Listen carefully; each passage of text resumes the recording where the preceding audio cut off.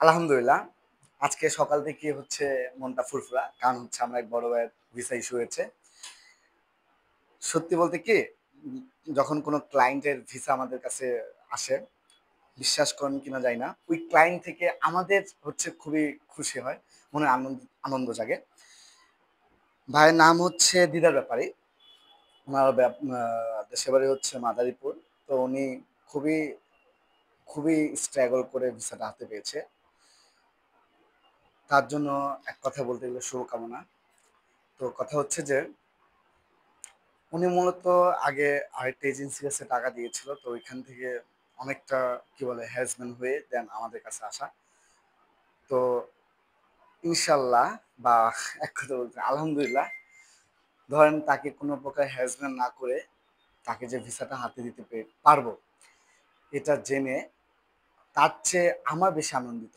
কারণ হচ্ছে একটা মানুষকে যখন আমরা হ্যারাসমেন্ট করি, তো তার ভিতর থেকে যেই অভিশাপটা চলে আসে বা দীর্ঘ নিঃশ্বাস, হ্যাঁ, এটা হাড়ে হাড়ে লেগে যাবে। বুঝতে পারছেন? ধরেন একটা মানুষের সাথে আমরা যখন চিট করি, চিট করে কত টাকা? ১-১.৫ লাখ টাকা কামাবো বা ১-১.৫ লাখ টাকা তার কাছ থেকে নিবো। এখন সেই ১-১.৫ লাখ টাকা আমরা কতদিন, আমি পার্সোনালি কতদিন বসে খাবো? ধরেন ২ মাস, ৩ মাস, তারপর তো ওই টাকাটা আর থাকবে না। কিন্তু তার যে অভিশাপটা, মৃত্যুর আগ মুহূর্ত পর্যন্ত এই অভিশাপটা থেকে যাবে। এক কথা বলতে গেলে কি বলে যে, কিয়ামতের দিনে গিয়ে এটা হিসাব দিতে হবে ভাই। দুনিয়াতে যা করে যাচ্ছি কিয়ামতে বলতে একটা কথা আছে, ওইখানেও হিসাব দিতে হবে। তো এক কথায় বলতে গেলে যে মানুষ সাথে কি বলে সিটারি বাটপারি করে টাকা কামানোর ইন্টেনশন আমার আমার নাই পার্সোনালি। কথা হচ্ছে যে ধরেন এই লাইনটা এমন একটা লাইন যে আপনি লাখেরও ম্যাটার করে এখানে।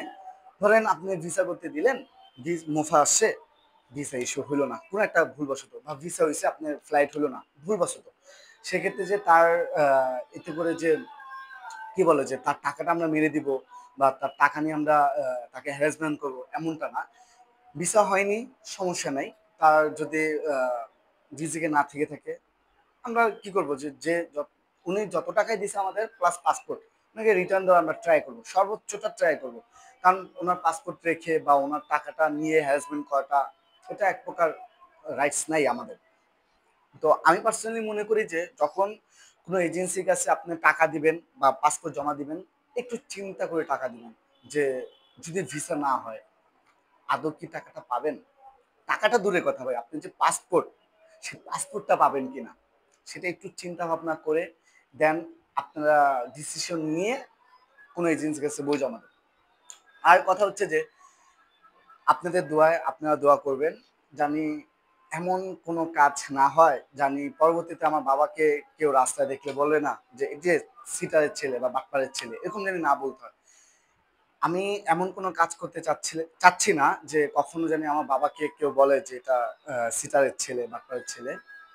এই লাইনটা সিটারি বাটপারি আছে, হ্যাঁ, নাই এমনটা নাই, আছে। বাট আমার পার্সোনালি জানি আমার দ্বারা না হয়, আমি সর্বোচ্চটা ট্রাই করব। আর কথা হচ্ছে যে কি বলে আমার জন্য দোয়া করবেন।